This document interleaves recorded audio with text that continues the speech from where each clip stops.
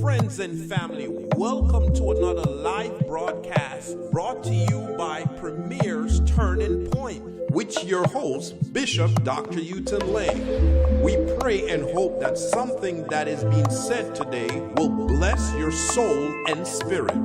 Please take a quick moment to like and share this broadcast with your friends and family. Thank you again for joining us. Let's go into our live program. Blessings, blessings, and good evening, one and all. This is an awesome time that we can come back together on Premier's Turning Point to go over some salient features and things affecting us in the time of the pandemic and how we reopen, especially when we look at churches.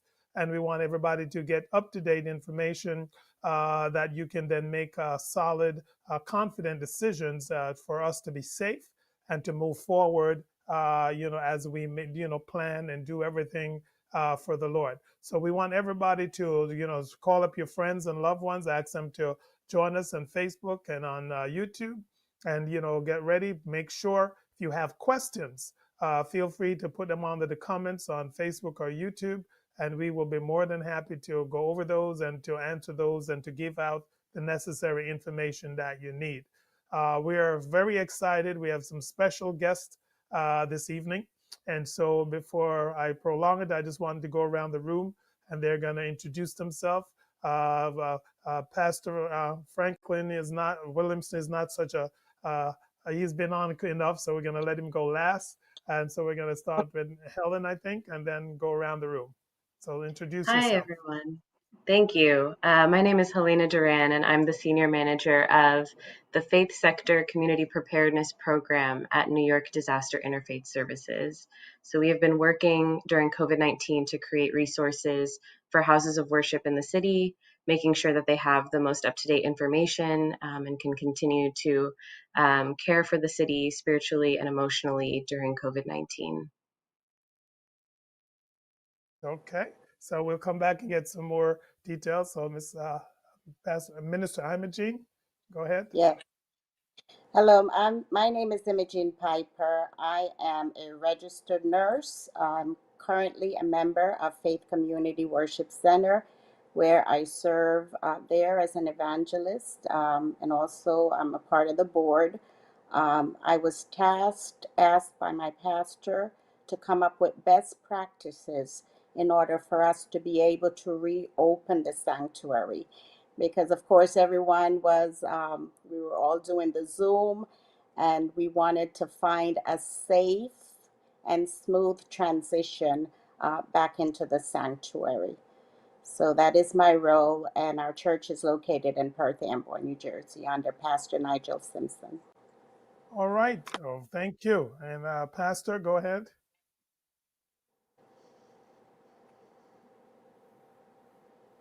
You're muted, sir.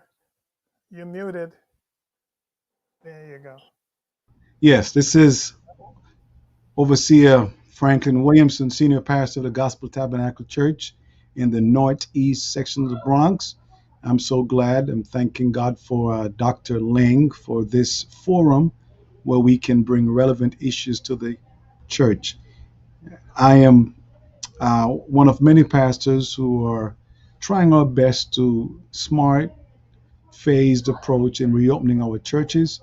And we are using this forum to educate and to discuss some of the best practices. As you know, it's a novel virus, so what we say today may change tomorrow based upon the information at hand.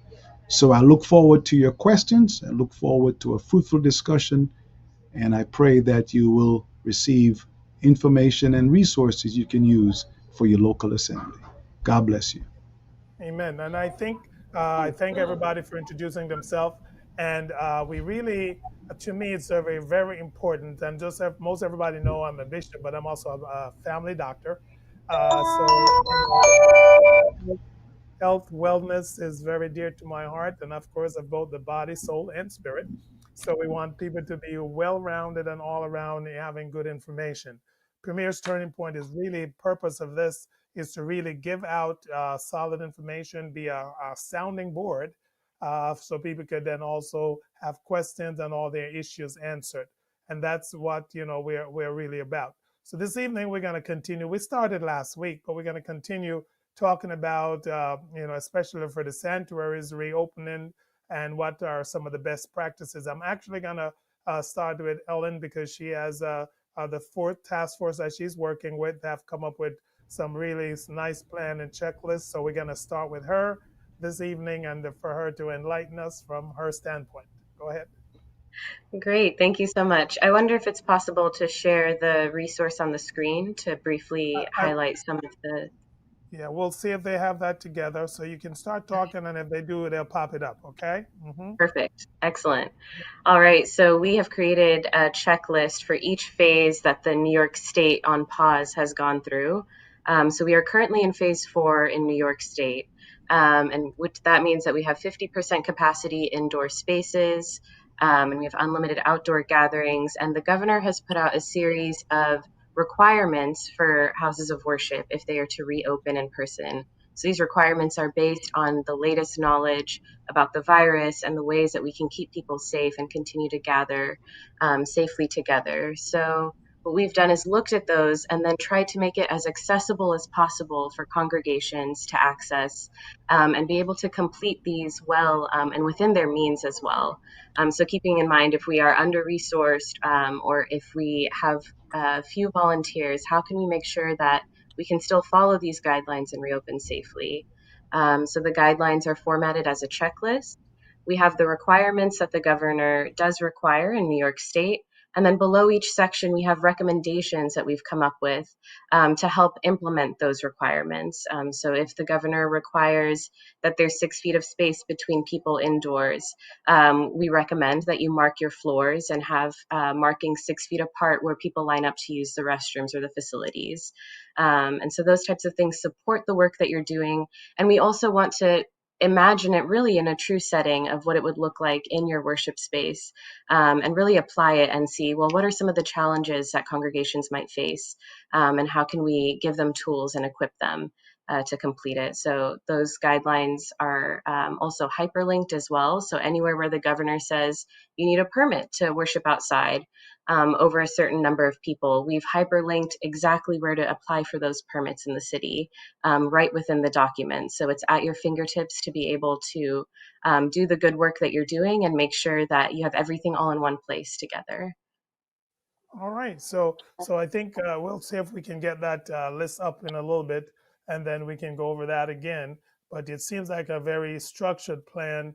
I'm not sure if New Jersey have a totally similar plan, but they do have a lot of information on the New Jersey COVID website that goes over, stages of how you should do things. So we'll get a little bit more specific. I'm going to let Simon Jean tell us a little bit about what they're doing over there in Perth Amboy, and then we'll come back to Pastor. Okay, thank you very much. It became quite a challenge in March, as we all know.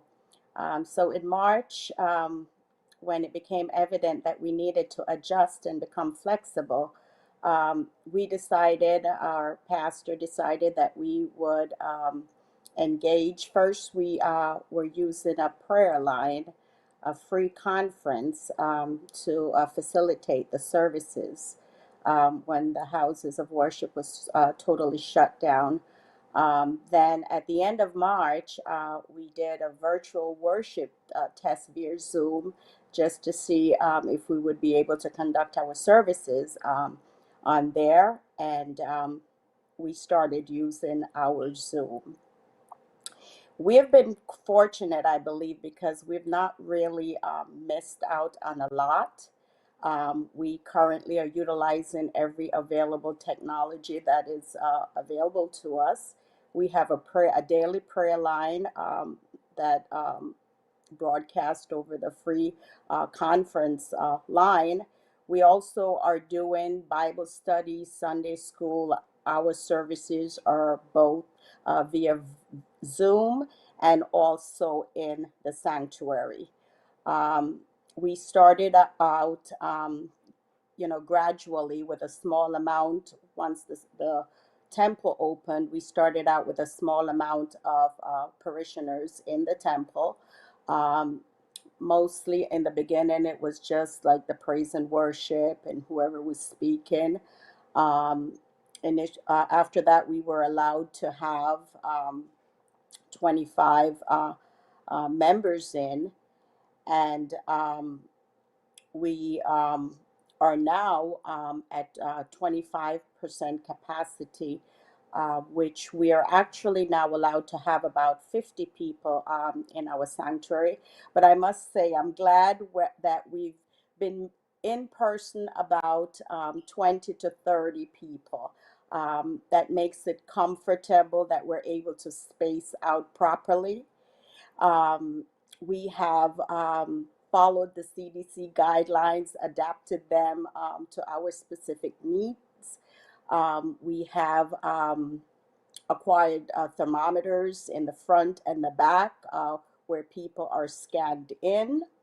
Um, we are making sure that they're sanitizing. We have um, disinfecting common areas. We've been also not passing out any common items such as programs.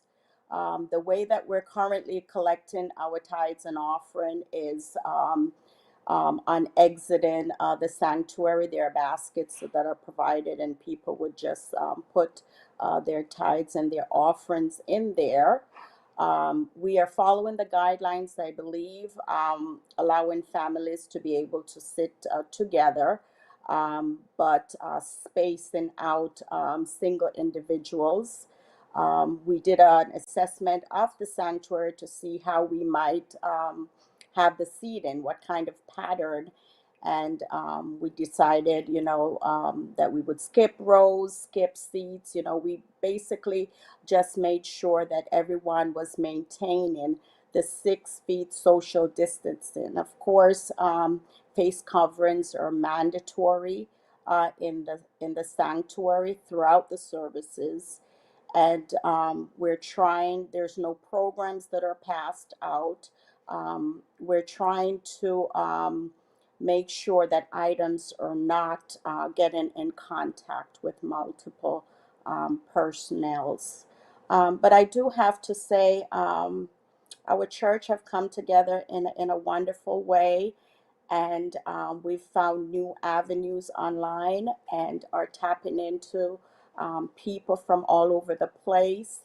So I think it's a good thing. I think it's a good change. We were able to have communion services where the ministers would, bring the communion to the homes, and then we would gather online and do that. We have even had an outdoor gathering that was maintained with the social distances and the mask and everything. So we're trying not to miss out on anything. We've had our ladies service, men's service, youth are coming together online. We're trying not to miss out on anything. We're just adapting it in a safe and way so that we're still able to go forth with the ministry. Amen. All right, Pastor, Overseer, sorry. Go ahead and just kind of give us a quick summation from your standpoint. You're muted again. Got muted there. There you go. Yes, I'm so glad to have Ellen on board. She has been, along with the director of New York State DIS, our right hand, and they provide us with such great resources. And Ms. Piper, as you mentioned, being an RN, we have established a team called the HEAT, which is our healthcare extended advisory team, and they're made up of healthcare professionals, and they are the ones who get the information, CDC, and advise us accordingly. I'm so glad to hear being resilient, where the church is actually making inroads into new avenues, and I'm glad for that. Where I am in the Bronx, as I journey through the Bronx, there are quite a number of churches that had gone under. You see the for rent signs, for lease signs up. and they were not able to weather this COVID pandemic. A lot of the stores were like storefront churches, so the capacity is already small and their rent very high. So we are trying to see, with this medium, also if there is any funding out there that we can get to these churches. But I'm glad for what you have also done. Our church also have increased about 33% of our services. We do have the free conference call line. Now the church, believe it or not, is praying 3 times a day, 7 days a week because of COVID. And our youths are online every Friday via Zoom. And one Friday night, this will be the second Friday night in person. So we're trying our best. We're trying our best. Our seniors are the biggest challenge, seeing that they are still restricted to stay home and they're not as computer savvy. But we are trying to have the children at home, get them connected. But they are so much missing the fellowship, missing the fellowship. So we have our seniors that we are still trying our best. Maybe we just make a pop up and a little visit, but that's a new challenge for us too. All right. God bless you. Back to you, Bishop. Yes, thank you all. Now, I think it's great to hear, all the different things that people are doing because we have to kind of come together. We actually have opted to be out of a building, and actually, overseer kind of knows my reasoning, and I want to Yeah. kind of start that up a little bit. Is the ventilation systems in the various Mhm. buildings. And I don't know if our Ellen can tell us what the stipulations you guys have about ventilation systems and any suggestions that they have. Because for me, that still is a part. Because, and I tell you why, because, and Overseer knows my feelings, because a lot of people I find are still taking off masks when they're speaking, Mhm. and they're taking off Mhm. masks when they're doing various things. And from my understanding, and this is as a physician, this stuff is spreading in the air. And so I recommend, even when if my we had our anniversary services all virtual, and when my choir got together to sing outside, they sang in mask outside because they're still in the Mhm. space and in the wind. So I want to hear what are people's thought about the ventilation system, and we're going to start with Ellen and move around. Sure, yeah, this is a great question and one that we're getting often. And I think this is Mhm. one of the things that came out more recently when we're looking at making spaces safe. So in the document, we do link to the latest information about looking into your ventilation system, knowing what ventilation system your building uses, and the rooms that you'll be in, seeing which ventilation systems are linked to that, and making sure that you have the filtration system that is recommended, as well as also keeping doors open, windows open wherever possible, and keeping those doors propped open safely. And also, as well, as you mentioned, keeping masks on at all times indoors during service, even if you are the one preaching, or especially if you're the one singing, because that is how you do spread more of the particles by using your diaphragm and expelling that air out. And so we do recommend that masks stay on at all times indoors, even if you can maintain those 6 feet that is recommended. So in our recommended section, we do keep that you have your masks on at all times indoors. So those things are all linked there as resources to make sure that you're doing as much as possible to keep the space as safe as possible with the knowledge we do know about the virus. Okay. All right. Thank you. Simon Absolutely. Jean, go ahead. Well, I think Anything the you want to add? system, the ventilation system is absolutely, essential. We want to make sure that we're taking in clean, safe air. We know that droplets are spread into the atmosphere. So I do believe that every church and every indoor space should be checked to make sure that the proper ventilation systems are in place. I do believe it's important that we keep the masks on, and I always try to remind people, even if you have to cough, especially if you have to cough or sneeze, the mask needs to stay in place. This is why it's important that your face covering has many layers. And it's also important, I like to use disposable things. Once I'm done with it, I get rid of it. But even the washable ones, we have to be careful. A lot of times people are not realizing that there's certain little things, that habits that they may have that might be, contributing to the spread of the virus. A lot of people don't realize how many times they may not even realize and be touching their face. And, just you just have to consider that everything around you is potentially contaminated. And you have to be mindful of where your hands go. um, Maybe not in the sanctuary, but I go out.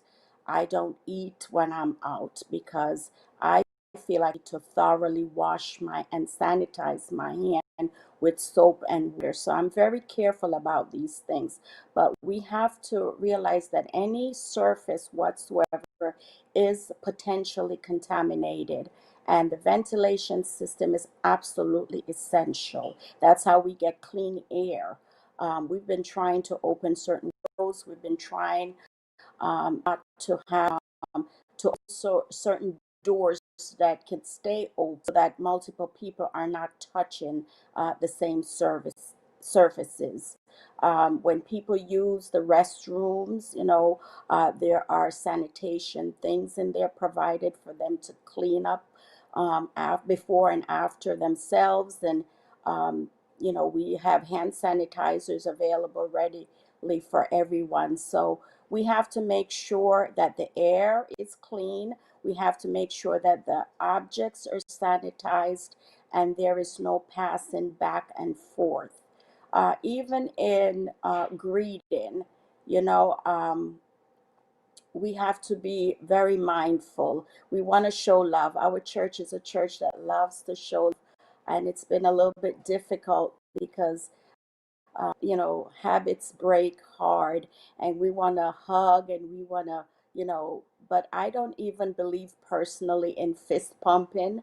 I believe I've encouraged everyone just to wave, because there is no way that you can maintain social distancing and be fist pumping or elbow pumping or whatever. So the air needs to be perfectly clean. I'm a little bit worried now that winter, it's getting cold, how we're going to be able to maintain the air uh, inside. I think every sanctuary should be checked to make sure that the ventilation um, system is up to speed and, according to recommendations that have been set out for safety's sake. Yep. Well, thank you, Pat, Overseer. You want to add anything Yes. to that? Mhm. Yeah. Well. Just to add, yes, we did have our HVAC technician come in and change the filters. But the part that over Bishop mentioned, I'm still waiting for him to come, is to really check on the airflow.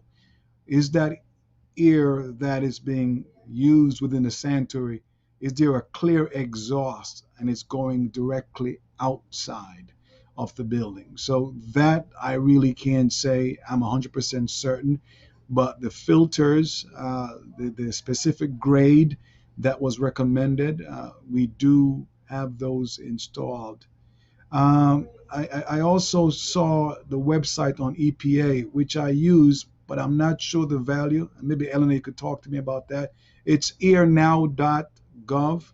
It kind of tells us the quality of the air within the neighborhood, but I was looking for something to tell me the quality of the air within the sanctuary. But I know there's no registers in the house of worship to tell us that. So that's indeed still a challenge for us. But with the filters being upgraded, we are hoping then that will help.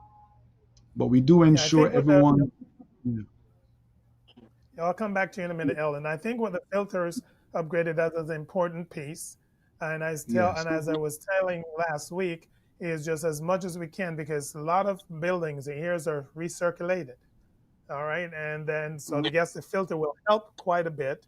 But my thought is, I Mhm. think of some of there's a way to engineer that the old air goes out, and you Yeah. actually, Yeah. your intake, and then, because that would be the best case. The reason I am really stuck on this point and is a lot of churches around have invested in plexiglass. Not that it helps that direct spread, but it does not Yeah. take away from that all over in the ear. And I just really, this is what's a Yeah. big point with me that I'm trying to make to everybody. So and because the plexiglass give you a sense of, okay, I can take my mask off, which is what I'm really trying to profess to people, that that is not the way to go. So the mask on, because even if you didn't have the plexiglass, you have a fair enough decent ventilation system, I think you're much better off, because than having your mask off at all. Because not only do you spread, because I know for me the other thing is a lot of people rely on temperature. Actually, as even as a physician, that really doesn't mean that much to me. I really don't care what your temperature is. I mean, of course, if the person has symptoms, that person, they should take their temperature. Then you decide whether they Mhm. shouldn't be there. The other people, all of their temperatures are normal, means nothing at all, Mhm. because, that Yeah. doesn't mean that they're not sick. Also, Yeah. there's But, the people who have no yeah, symptoms, there's a whole Yes. slew of them. but All Bishop, right. So Bishop, I'm coming to you. So you spend your time taking temperatures for what reason? Okay, go ahead. I'm back to you. yeah, but Bishop, I know you may say, folks who are asymptomatic may not show symptoms, but it's another screening. So, Hmm. as many screening you can take because it's Yeah, novel, yeah, I'm right? okay with that. Yeah. Hmm. So I just don't want I you to have I the don't false. I don't want them to walk away to saying not to, right? Because No, no, I'm it's not glad a not to. you're right. Okay, I, I was but just it's not clarifying. there's no silver bullet, right? That we know. No. Yep. So you take the But temperature, because that's also part of the protocol. That's a yes. protocol, and I think you should do it. Right. However, don't be lulled Mhm. in a false sense of, okay, the temperature was normal. I think, because see, a lot of time people said, I don't have a temperature, so then I don't have to wear a mask. I'm just putting it all back together, Oh, well, where we it, got you. yeah, Yes. that's Yes. it. And that's really what I'm pointing out. So take the temperatures should be taken, because that's also mandated. However, that is not the end all. So I don't have a temperature. Okay, so I'm going to walk in and not put a mask on today. All right. We're going to come No. back to Ellen for a minute. Well, go ahead, Imogene. Go ahead. Well, I was saying the temperature is not the end all, but we Yes. have actually screened, and Yes. thank God that we did a temperature. So Yes. Hmm. it's that there's many asymptomatic people. People may be exposed to COVID and don't even have respiratory symptoms. We have seen people that have just had a little stomach upset, different things, and they will come back and test positive for the antibodies. But Hmm. it's one of the screening tools. Also asking about travel, also Exactly. asking Yes. about Yes. people that they've been exposed to. We have to do Those it. four questions. And Yeah. Yes. it has saved us. I have to say Yes. that. So I will not give up on the temperature. No, We no, have to it's use not. what we have. We have The to point use what wasn't we to have give up available. on it.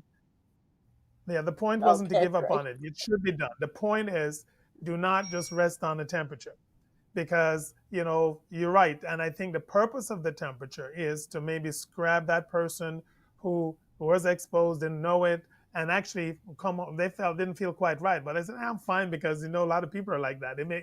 So the temperature is going to get those if they do have a temperature. And so those are the very important. And the only point I was making is not to be just rest on your laurels because the temperature is normal. All right. So the temperature is important as one of the screening tools that you have to help you to decide now, the person. And I think Imogene brought up a great point. Is, also, where have you been? If you're coming from Florida yesterday and you're going to come to my church today, no, you're not. If you're coming from any of the states that are high, and I'm hitting Florida because that's pretty high right now, even though Florida Or is you had opening friends up. over. Our friends came over, Exactly. right? Exactly. Or you had friends visit you who were, in Florida, or whatever on the other states that are high, because 33 states are going back up.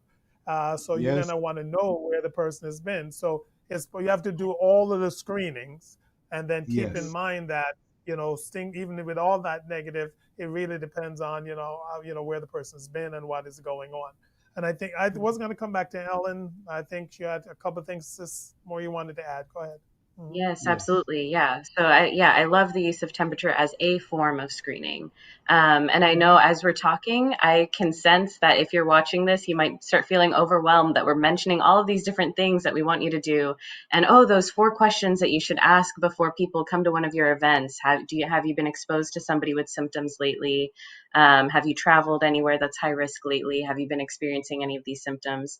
So I do want to reiterate that in our document, yes, we do link to a pre-registration example form. So but when somebody is saying that, yes, I want to attend your in-person service, and maybe when they're reserving their seat, I know Overseer Franklin, they reserve their seats. It looks almost like an airplane. You get to pick your seat before you arrive. When they're filling that in, we ask those questions. Can you confirm these 4 statements? And that way people know exactly what we're looking for to make sure that they're safe to enter the space. When they arrive, we have a temperature check at the door. I know that some are giving people their single-use programs at the door, hand sanitizing stations, making sure their masks are fitted well before they enter the building. So there are a lot of little things to keep track of, but I do not want congregations watching to feel overwhelmed. I want them to know that there's good work to be done in order to make this happen. And just because your state says that you can gather indoors and worship can happen, doesn't mean that you have to. I want us to be thinking about our seniors and those who are high risk in our congregations, and make sure that just because you're devoting resources to reopening in person doesn't mean that we should drop the ball on our online platforms. There are people who are high risk in your congregations who will not feel safe returning back until there is something like a vaccine or something that does have it controlled among the population. So we want to make sure that if you do choose to shift some resources to opening in person, that we're not losing any of our traction online and our availability online, and making sure that we're still communicating virtually well as a congregation, that we're still opening those conference lines for people to call in and pray together. And there was something Overseer Franklin mentioned that I wanted to touch on about our seniors and creating spaces for them to fellowship together. This was something that was noted at the beginning of the pandemic when we were teaching webinars and trying to get congregations to switch to virtual. And a lot of congregations shared the best practice of opening social hours and having the congregation utilize their online platforms that they were paying for and making available to their congregants to meet together and socialize, have a coffee hour, a tea hour for the seniors where they can just log on and hear each other's voices and catch up. And this type of peer support is so important for us to be able to facilitate as a congregation so that people are being filled. They're being filled spiritually and they're being filled emotionally, utilizing your platforms together. Excellent. That's awesome. All right, Pastor Eleanor, Franklin, you thank you had for something. that. Yeah, Eleanor, thank you for that. I just took my pencil out, wrote that down. I'm going to send that to our person in charge of the senior group because, yes, that little coffee hour, that tea hour, I like that. I like that. It's soft. It's something they can do, It's something they can do. So thanks for that tip. Yeah, and one other thing is, I just wanted to throw this out for those, if especially if your church is already a nonprofit and you are on the Google platform any at all, you can actually Mhm. get signed up where you can get you have your .org thing, and then through that, Google Meets is totally free, and for a large Mm. group, and there's a lot of other things. So and then you can have your whole email platform set up, and it's all, because you're a nonprofit and you submit all the paperwork, then there's a lot of things that you can then engage in. That's going to also help to also defray the cost. So we have actually don't do Zoom, we do Meets for all of our other things, and then we do the the Mhm. the, the vmix that we do now for her major presentation, but we really do Meets. And actually, believe it or not, just so you know, the free conference call does have a video portion as well for those people Yes, that it is free. does. Mhm. Yes, it does. Okay, so Yes, we have yes, that. yes, So yes. you can 25. Yeah, yeah.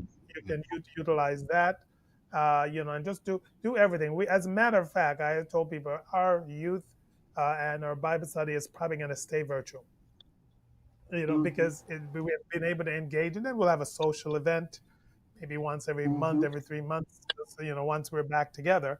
But we're going to leave that virtual just because of how it has gone, and it's really a spread. We've gotten more engagement.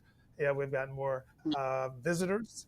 That way. So you have to look at it. So believe it, especially for us personally, because we share we share a building with another church. So for us, this actually kind of just set us into a real spot, and then we'll just do that for our main services.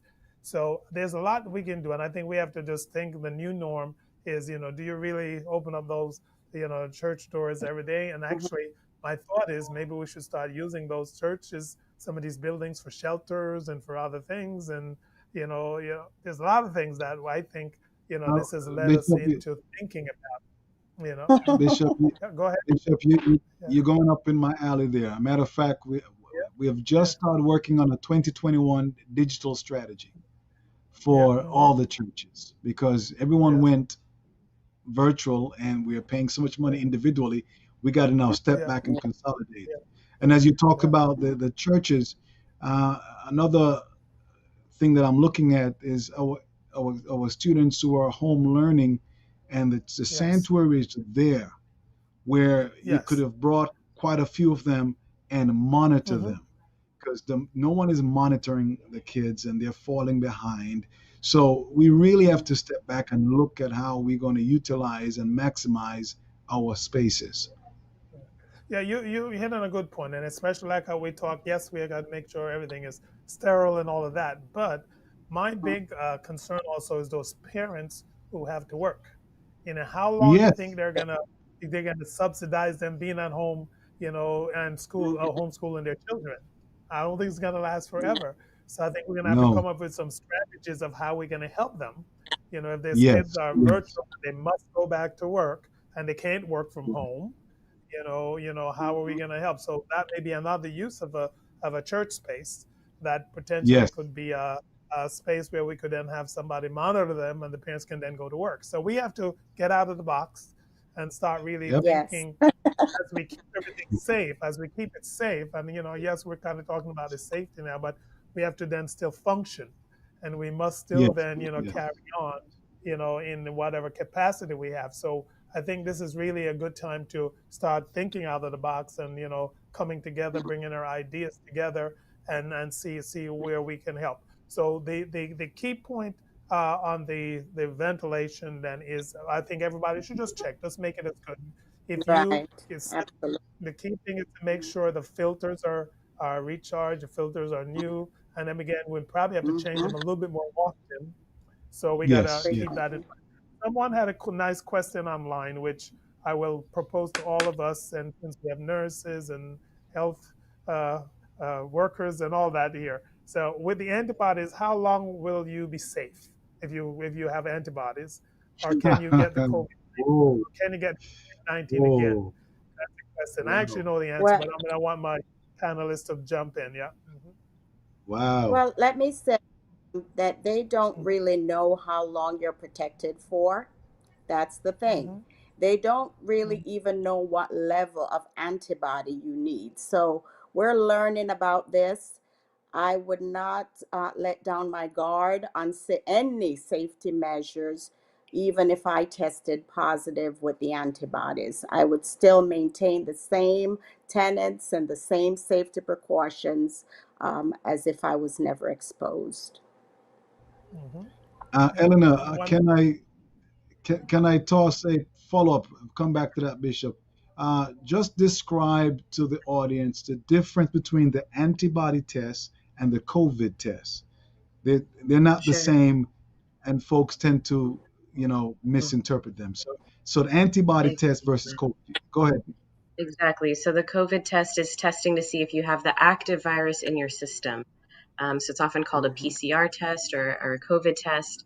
So this is if the virus is actively living in your system and you might be asymptomatic, you might not show any symptoms, or you may be experiencing the symptoms, but that test will let you know if you have the virus actively affecting your body. The antibody test shows after you've had COVID or experienced the virus in your body creates antibodies to fight it. And so those antibodies show up in your blood.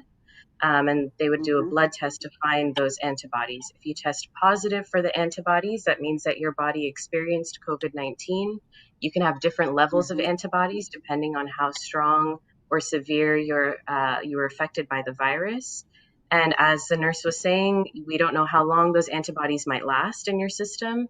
And there are now multiple strains of COVID-19 that we have seen across the globe. And as we are living in a very globalized area of the country, we want to make sure that we keep our guard up as well in case somebody has traveled from somewhere with a different strain, because they have shown reinfection with different strains of the virus. So even if you do have the antibodies, you might fall ill with a different strain of the virus. And to add to that is kind of at first some people equalize it to the flu. It's a different virus, but it's kind of same kind of transmission.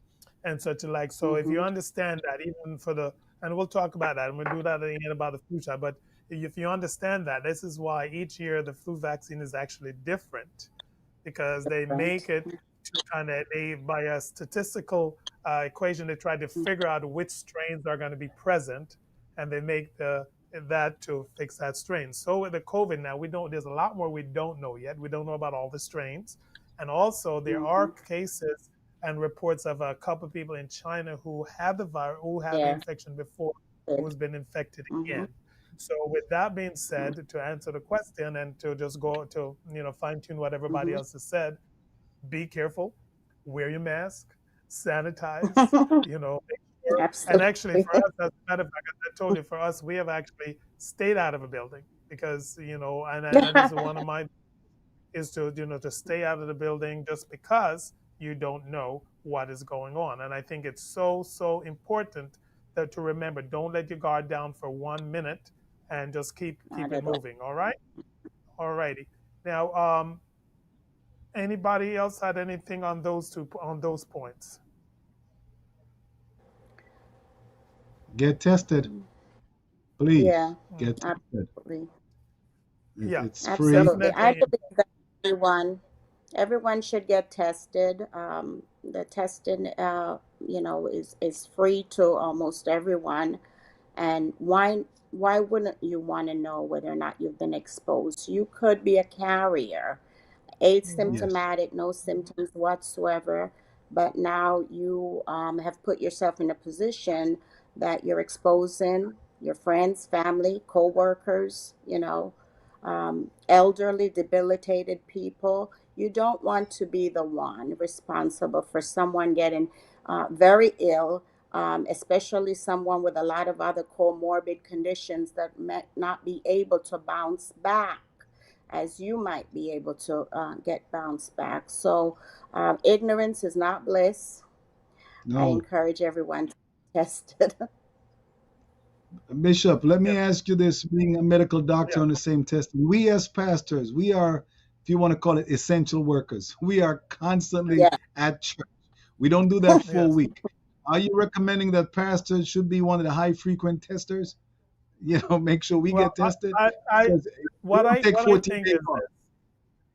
think is this, is you should probably, because especially if you're in the building and you're going and constantly going, you probably should be. You should be tested because you're exposed to a lot of different people, and of course, even though some people you don't, as Simon Jean was saying, you don't even know the quality of the mask they're wearing. You hope everybody's wearing the appropriate mask. So my thing is, and as a matter of fact, what in my office, I only see a few people now in the office, and I tell them if they have any symptoms, I don't let them come to the office. If they have anything, so therefore, even so, I think I'm at a higher risk because I'm seeing so many more people. Pastors, I think definitely. And as we're gonna hit it on the other end and talk a little bit about it, but then that's why I think all the pastors should get their flu shot, going forward, Absolutely. because it's going to be very, very, very important. And I was really distraught this week because, there is just so much, especially on the televangelical world and that world where people are, okay, well, the Lord, churches are being persecuted and can't have a service and this and that and all of this stuff. My thing is use your brain. God give you one. So just use it and see, why it's not like we're shutting down just churches. It's not like No. anybody's saying just a church. I mean, Yeah. here we are on the block. Okay, the church need to be closed and everything else can be opened up. No, that would be persecution.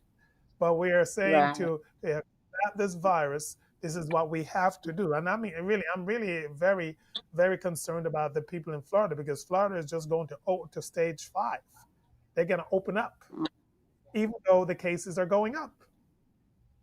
And Yes. that's why I think each of us are responsible. I guess I take the responsibility for ourselves. Use our brain. I don't care what anybody tells me, open, not open. Use the information that we have, and then make a knowledgeable decision. And this is really why we're pushing Turning Point. We want people to hear the truth, know the truth. The truth shall set you free, and use the truth to govern, every aspect of your life, and not just spiritual, emotional, but even the physical, because it is so, so important. I don't know if any of you heard, but there's this family, and I think I mentioned it last week. So one person visited from Virginia. They had a family gathering, and of course, out of and of course, the whole family got positive. The oldest person in the family then died. The wedding that they had in which state? I remember there was supposed to be 50 people. They had 75. 76 people came to the wedding. As a result of that, 276 people were positive, and 7 people died that lived in a nursing home because they had some contact with one of those 276 people. So it is there, and I'm thinking the Lord has given us the knowledge and my understanding of what we can do Yeah. to protect Yes. ourselves. So why should we should just expose everybody and then say, okay, the Lord is going to fix us anyway. It does not make, biblical sense, when you think Yeah. about it. Anyway, I'm on my soapbox, so anybody want to chime in on that point, No, feel free. but Bishop, you're so right. I mean, I have seen, pastors who, just disregard. They will say to Yeah. me, "Overseer, we didn't close down," as if that's Yeah, aggrandizement. mark But on the shoulder. Yeah. I said that's your decision. And every church, I believe, is unique. Some church may have a larger footprint, and you can social distance. Maybe your membership was already small, and you had a big capacity. So I leave it to the pastor to make the right discernment. I'm not going to Yes. criticize, but Mm-hmm. for the church that I pastor, we shut down March 15th, 140 days before we even set foot back. And Yes. we had a Mm-hmm. professional company coming in and deep clean the sanctuary. Some says, well, the COVID is not in the building. But you know what? I want to err on the side of over sanitizing the church. Right. So, Mm-hmm. Bishop, I'll be my soapbox every day for that. Let's put the mask on. Let's sanitize the hands. And I tell the children, when you wash your hands, say the Lord's Prayer. That's 23 seconds. All right? Say the Lord's Amen. Prayer. All right? Yeah. You pray a lot. You're Amen. going to pray a lot during COVID. Yep. Yeah. Okay. I'd like All right. to I'd I like to jump in totally on that. Yeah, go ahead. Oh, go Yes, ahead. Ellen. Go Okay, ahead, I was Ellen. going to say, actually, yeah, what you're saying is really important. And when you mentioned that you had the sanctuary deep cleaned even after 140 days with nobody inside, as congregations, I want us to be thinking about what we can do to give our congregants peace of mind. We're currently living through a time of high stress. We know that we're experiencing stressors that are unique in this day and age. And so as we're coming back together, yes, temperatures are just one piece of a way that we can screen the people who are coming in, but the peace of mind it gives us to know that this space was deep cleaned. Everyone has been asked the screening questions. Everybody has had their temperatures taken. The congregation, the pastor will not allow you to enter the space without a face mask. Knowing those things in advance and communicating them in advance to your congregants means that they can make a well-informed decision about how they want to participate. And I think those things are all very important as we have so much uncertainty that we might be dealing with in other areas of our life. Where we can be certain, let's communicate that clearly as a congregation and make sure that everybody knows what page we're on, and what we're doing to keep them safe. Yep, very good. Beautiful. That is Imogene, so you true. Well Let me said. just Well add to that. It is so true because when we got together as our board to decide on our reopening strategy, we made sure that we had a meeting, a virtual meeting, to let every member know exactly what page we were on, the expectations, so just in case, someone had some reason why they did not want to wear a mask, we would let them know in advance. They expected that if you were going to come into the sanctuary, that was not an option. So I think as long as you communicate, we also, let them know that we expected them to wear the mask the whole time, that we wanted them to sanitize in as soon as you enter into the building, and different things that were the expectations. I think as long as the congregants are aware of where you are, then they can make a decision as to whether or not those rules, the regulations, are acceptable unto them. Or, we never took away virtual church. That's never going away. They you always had the option, if that was their choice. But I think it's very important. We cannot have some people following the guidelines and others being resistant to it. Unity is very important when we're serving the Lord. It's very important in this matter of safety with this COVID pandemic. It's very important that we are all united, trying to protect one another, and everybody being on the same page, I think, is very, very important. and very good. let me add to Mhm. that, Bishop, because one of the things we have done, and I like what I'm hearing.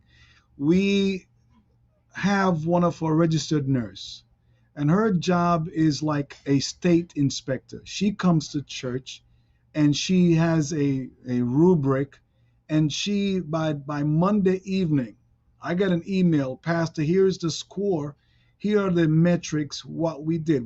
Everyone, did we have everyone wearing their mask? Uh, were we social distancing? Did we pass out any materials that was not UV checked? Did the speaker stay behind the pulpit so we can maximize social distancing?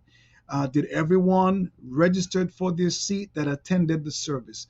And based upon some of those metrics, we have a call the next day or the next opportunity before the next Sunday with the church to say, guys, we got to be in 100% compliant.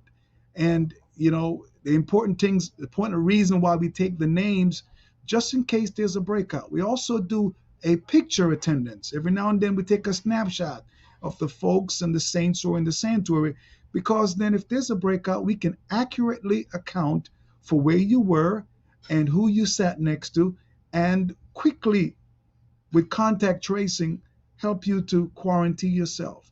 So I think it's important, for you mentioned unity, and that we have 100%. There is no time now to have a few who will not comply. What we do, because there are some folks who have respiratory issues, and if you got to remove your mask so you can breathe, they will just quietly walk to the restroom, remove their mask, and just have some fresh air and re-enter the sanctuary. So we do allow that, but not in the open sanctuary floor. Thank Mhm. Yeah, very, very important. And I really appreciate, all of the input because it's so good. We couldn't get your checklist up, Ellen. Sorry about that, but I know you kind of went over it. Did you want to go over any other specifics of that right now, or you pretty much No, covered that's it? fine. Yeah, hopefully we Okay. can get it distributed with a link or something. Yeah. Yeah, yeah, Yeah, we'll yeah, share it. We'll share it, and we'll put it mhm, on our Facebook site and yes, on our Facebook site as well. And the mhm, important thing though that everybody must understand is, we even if you get biblical, if we get a little bit biblical for a minute, the Lord is going to give us the understanding that we need, but we got to then use it, and we have to Yeah. use what we have. And then that's when the best practice is. What I'm hearing is everybody should be, those who are not opened up yet and are thinking of doing it, you need a structure. All right. Don't just say, okay, Yes. we'll Yes. see who showed up today or anything like that. Because otherwise you're going to need about an hour to process. All right. You're going to Yes. need Mhm. a lot of time to process if you just letting people come. You can let families sit together, but still distanced. You need to be checking temperatures when they come in.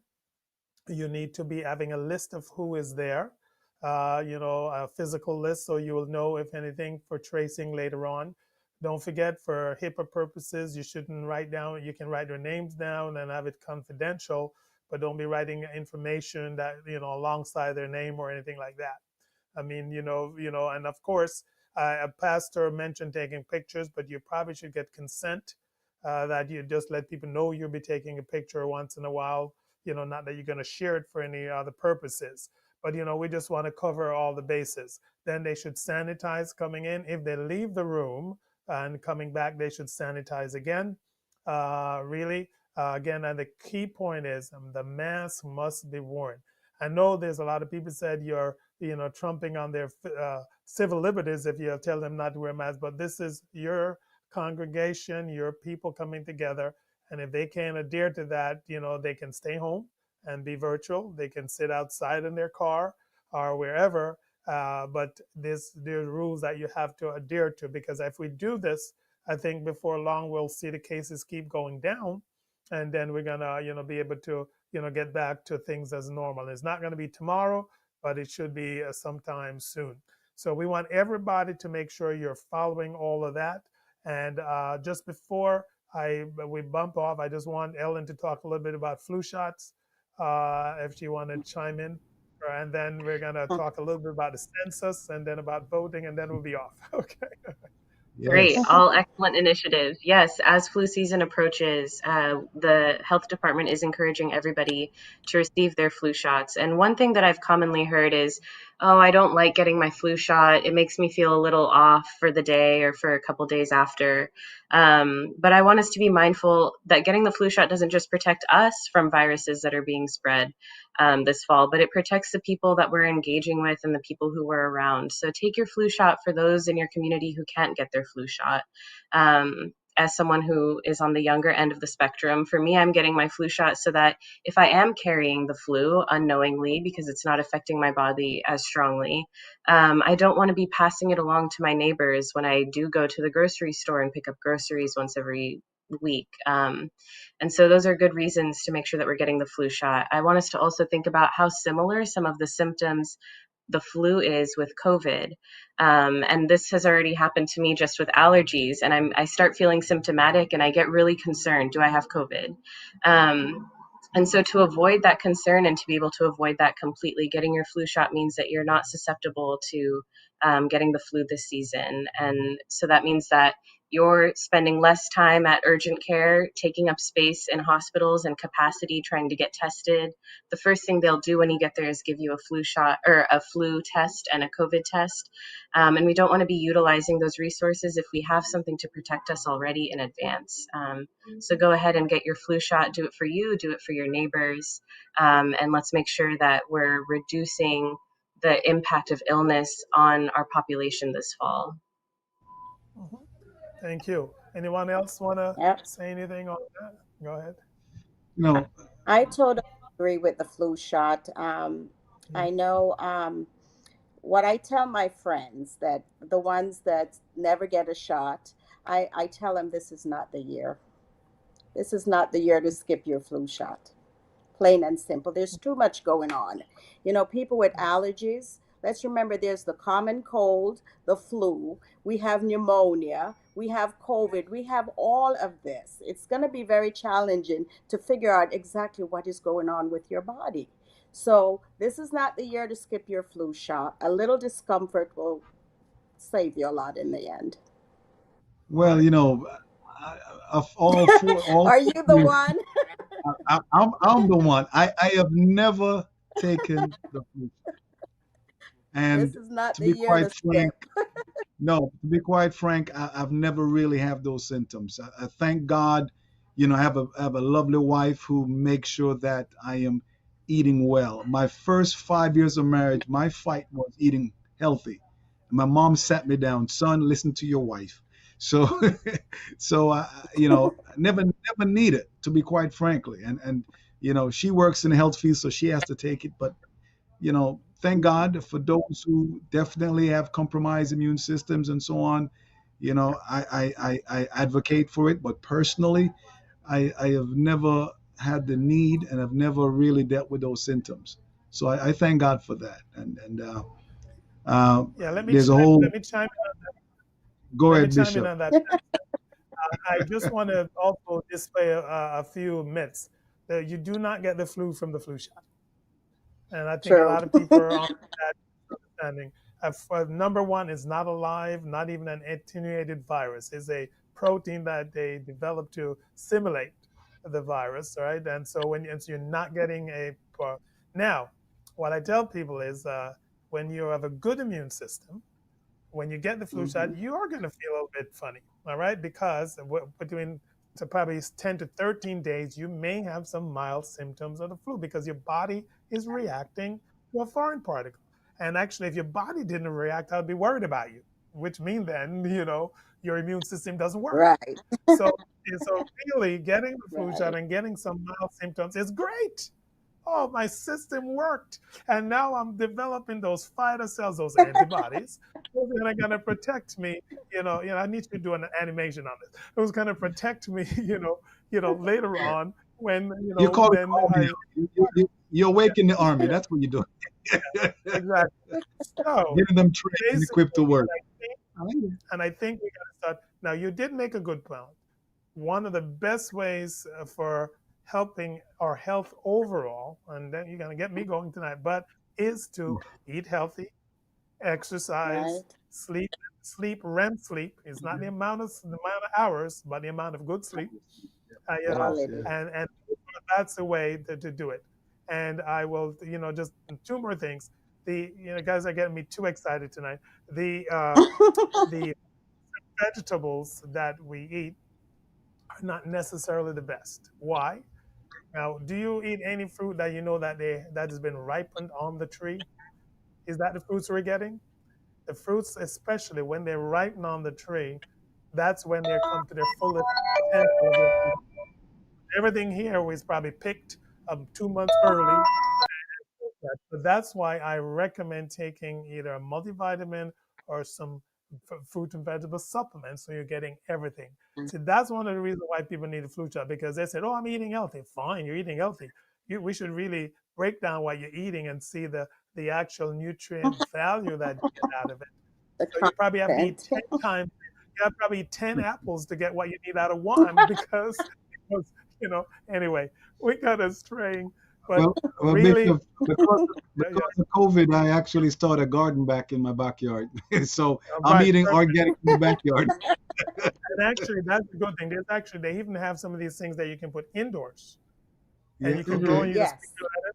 pick your thing. And I Hmm. think I'm telling you, we have to get back to that basis. Not only that, in the long run, you're going to save money, Oh, yes, and That's not, right. not yes, you know, yes, so we have to think. I'm be honest. We got to start thinking out of the box at every yes. aspect of our life. How are we going to move forward? Are we doing what's best for us? But right now, Yes. wear your mask, Hmm. sanitize. And by the way, Washed up. we mentioned it a little bit about the kids. Nothing is as good as hand washing. I mean, I Yeah, know all yeah. of this sanitizer stuff out there, but if you can, after anything, you wash your hands, in the Yeah. appropriate amount of Yes. time with hot soap and a little bit of warm water. It's cheap to buy too. You don't have to spend, all of that expenses. But really, Hmm. really, I can't impress enough. And I know, a lot of my church pastors are gonna call me up, but I don't mind. I don't care if you have a plexiglass, wear your mask. Is that right? Even though you have Yeah, plexiglass, I got a plexiglass. I'm exactly. wearing the mask. All right. It is kind of still spread out there in the air, and everybody can be contaminated. All right, last words from anybody, and we're gonna wrap it up. Anyone have a Well, last word? my last words, please take the Mhm. census. I've been an Mhm. advocate. Yeah, thank you I've for reminding also me of that. actually remember going out and knocking on doors to ensure that folks take. So I've actually taken a poll in my local church, and there were about 4 members that didn't, and actually I got involved. Let them know how easy it is to take the census. Also, voting. Register if you are a citizen, naturalized or born here at the appropriate age, 18. Please vote. Go out and vote. By withholding your vote, you're actually voting by default. So those are the 2 civil liberties I'd like you to exercise. And thank you again, Bishop, for this platform, this forum, and for the panelists. It's awesome. So glad to meet you. Pastor Wayne and I are great friends, so I'm so glad to meet you. Nurse Piper, God bless you. God bless you. Thank you. Anything else? Anything from Ms. Piper? Anything for Power? Yeah. Well, I just want to say that I remember a plaque I had on my desk, and it said, "Blessed are the flexible, because they shall not be bent out of shape." I think we're in a different time, and we have to learn to cope, to adapt, and to utilize the resources that we have, the platforms that we have. I believe it's still important for us to get together. We can support one another, other ministries. We can have Zoom meetings. We can fellowship. We can do a lot of things still. Our hands are not tied. And, we don't want to take this as an excuse not to do the kingdom business that the Lord has left for us to do.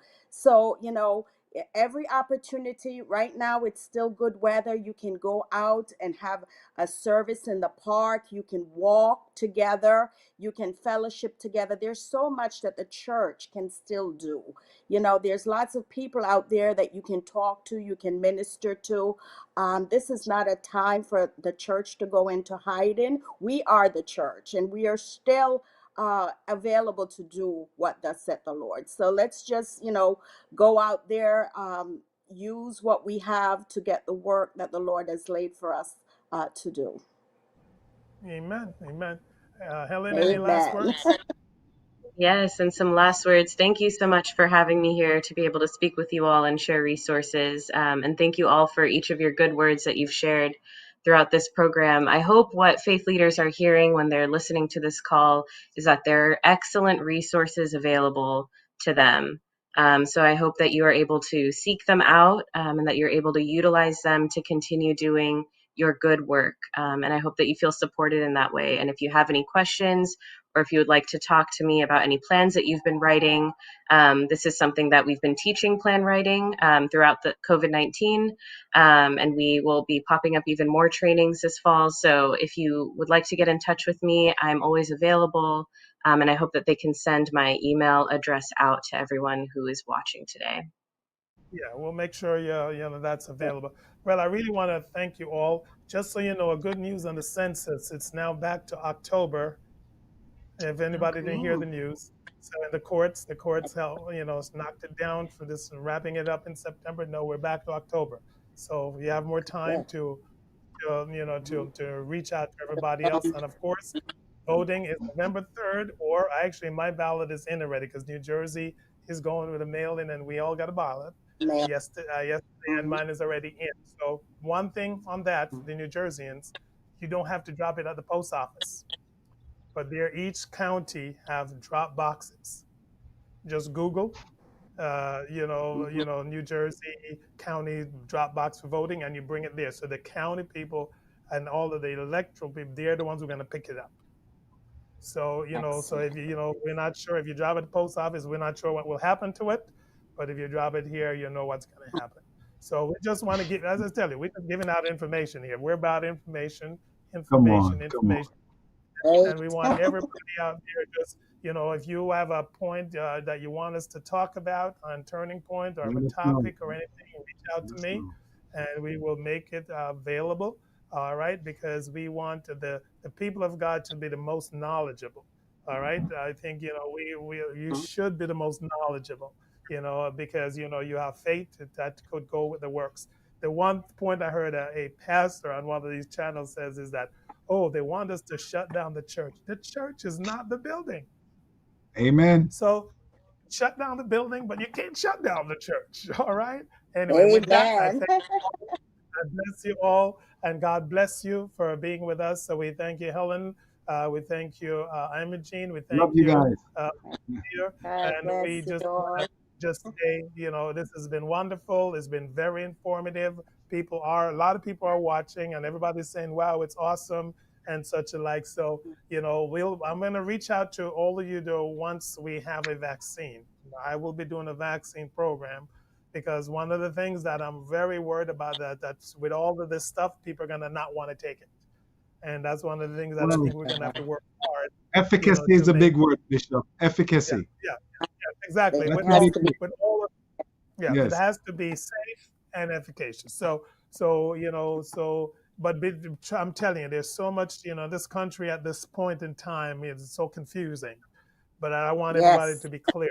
That's why we're going to make every effort. And so I definitely Uh, would like to be reaching back out to you for a vaccine program. All right.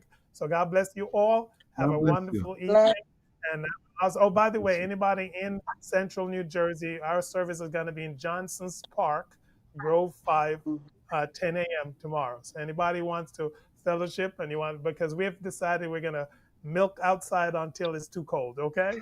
So we're going to be in Johnson's Park at 10 a.m., Grove 4, all right? So we'll hope to see some of those that are listening there. Blessings, blessings, blessings. Have a wonderful day. Blessings. Turning Point family, what an awesome time we just had. To all our first-time guests, we truly appreciate you for joining our live broadcast.